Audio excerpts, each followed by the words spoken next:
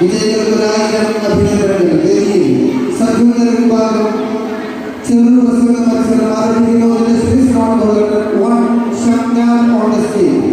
ഷംനാദ് കഴിഞ്ഞാലുടൻ വിശാൽ തയ്യാറായിരിക്കുക.